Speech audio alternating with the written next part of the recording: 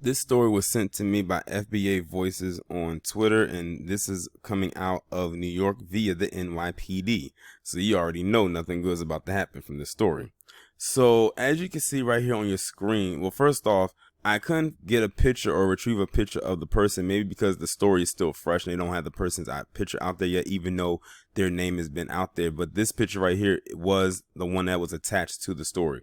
And as you can see in this picture, you see a helmet, a shoebox, a handgun, multiple bags with pills in it, bags with cash in it, and another one with cash outside of the bag, and another bag that has a pill bottle and also what looks to be some kind of drug that has to be injected.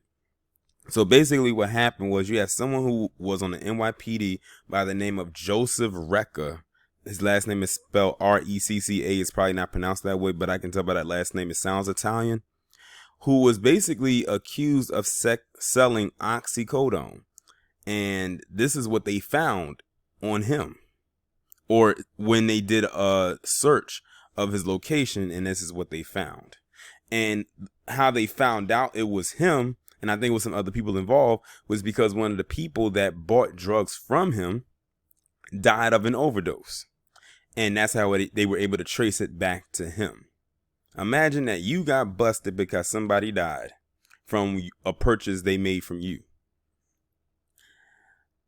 An NYPD officer has been arrested for his alleged involvement in a drug ring on Long Island. Officer Joseph Recca, age 28, of West Islip, was arraigned Wednesday and is accused of selling oxycodone hydrochloride pills.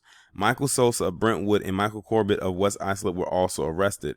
All three are charged with conspiracy, drug sales, and drug possession. No matter what position you hold in our community, we will hold you accountable if you violate the law.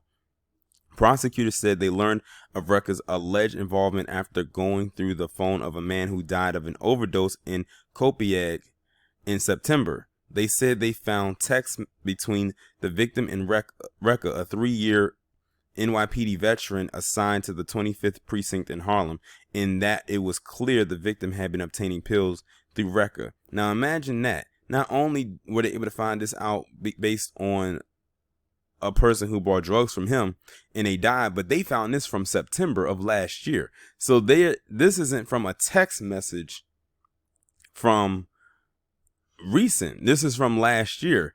Now that I know this is his own fault for not deleting those messages. And if he wanted to back them up, he could have, and then deleted the originals off his phone. But let's continue. In June, prosecutors began conducting surveillance of Recca, Corbett, and Sosa. Prosecutors said Recca became suspicious that he was being followed and used the NYPD license plate reader technology to run the license plate of one of the cars involved in the surveillance. For that reason, Recca is also facing charges of official misconduct. Investigators said they seized 100 oxycodone hydrochloride pills from a hidden compartment in Recca's car. Officers arrested Recca Tuesday as he was leaving Sosa's house in Brentwood, allegedly in his way to Corbett's house. Together, law enforcement will continue to hold officers like Recca accountable for the damage they inflict not only on the communities that they swear to protect, but to the badge that we are also proud to wear. Suffolk County Police Commissioner Geraldine Hart said. Prosecutors said Recca told police in a written statement that he purchased the pills from Sosa to resell them to Corbett. Police said Corbett primarily sold the pills out of his home of Hunter Avenue in West Islip. Investigators said it did not appear that Sosa and Corbett knew each other and that Recca was the middleman and would also supply Corbett with drugs for Corbett's personal use. Cini said investigators seized pills from the residences of both Sosa and Corbett. We are still waiting for lab reports to come back for what we seize in this investigation. We would not be surprised if this turns out to be a fentanyl pressed pills. The three men pleaded not guilty Wednesday. Recca did not have an attorney at his virtual arraignment at Suffolk District Court in Central Islip. Judge James Saladino told Recca he was saddened that he had to perform an arraignment for a police officer. It is a sad day indeed, he said. Saladino did not set monetary bail for Recca, but ordered him to be placed on GPS monitoring. Recca will be suspended for 30 days without pay, which is standard. He should get way more than that. Because if it was any other person, they would have definitely put them through the ringer. How many times have I done stories that came out in New York where they claim that they, if it was a black drug dealer, they'll say, oh, this person had enough drugs to take out an entire county, an entire state.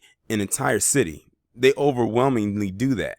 But with him, they didn't do that. Notice the language. They didn't say he had enough drugs to wipe out an entire district or an entire block or anything like that. It was just enough to give one person an overdose. The only thing that shocked me is that this person actually got suspended without pay. Because you know they love to give them that administrative leave and that desk duty, and you know the whole usual bit that they usually do. But did you hear the compassion also in the judge that he said that it hurt him that he had to do this to a cop? I wondered if he would have that same compassion for anybody else. See, the thing is, they give these cops they hold them in such high regards that they can't actually believe they'll do something like this. I have to ask that judge, how long has he been in New York and how long has he known about the NYPD? Because those cops right there are about as shady as they possibly can and will ever come. So this right here does not even shock me in the least bit. Remember, I did a video talking about these cops being tied to gangs and everything like that. I wouldn't be surprised if this cop and the other two that was working with him had gang ties as well, because when it comes to, drug dealing, it's a cycle. So I'm sure that they've probably dealt to some gang members before. So they have some inside connects most likely. And I wouldn't be surprised if they've been known to probably let some gang members off the hook for certain things because they were their suppliers, because they were their dealers. And this is New York.